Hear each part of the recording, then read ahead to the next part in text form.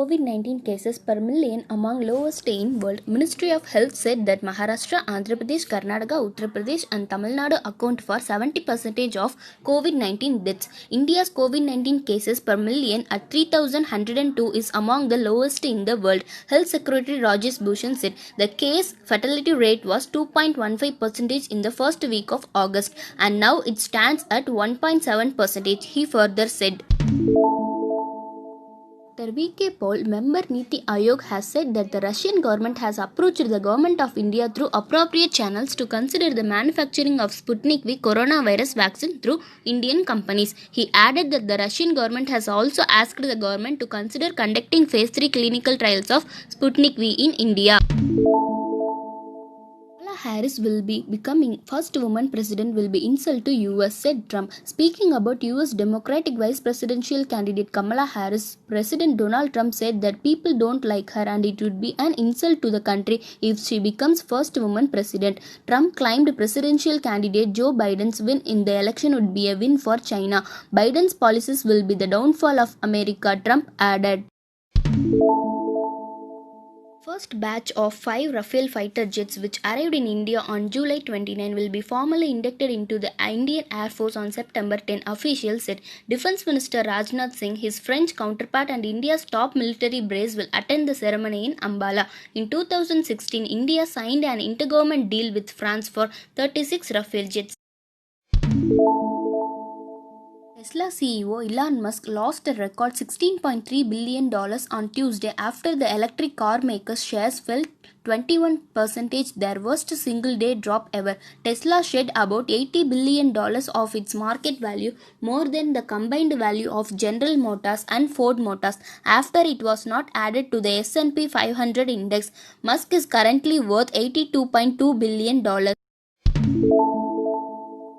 More and more Indian workers are returning home as Singapore business cut down on workforce following the impact of coronavirus pandemic. Indian High Commissioner P. Kumaran has said on an average about 100 Indian nationals in Singapore continue to register daily with the High Commission here for flights back home, with over 11,000 having registered so far, he added.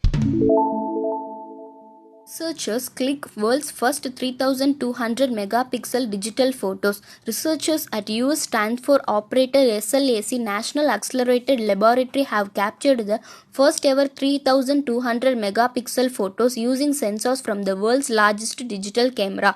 The images are so large that it takes 3784K ultra high definition TVs to display one, said the researchers lab. It added that the properties of these sensors will drive unprecedented astrophysical research. Apple has filed claims against Epic Games seeking lost App Store fees and other damages from the Fortnite makers for a contract breach. Epic's flagrant disregard for contractual commitments has caused significant harm to Apple, it said. The move comes after Epic Games refused to disable its own in-app payments system, leading to Fortnite's removal from the App Store. Prime Minister Narendra Modi has said that India's renewable energy capacity will be boosted to 220 gigawatt by 2022. He added that the capacity is already up to 134 gigawatt, which is about 35% of the total power generation.